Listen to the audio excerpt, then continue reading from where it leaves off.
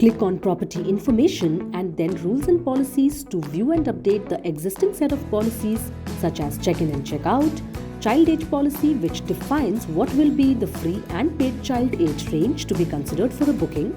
You can move the scale to make the changes and click on Save.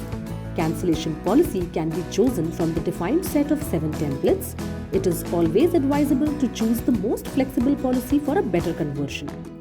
Then comes property rules, which are broadly covered under the heads of food policies and restrictions, pet policy, key exchange policy, identity proofs, and guest profile.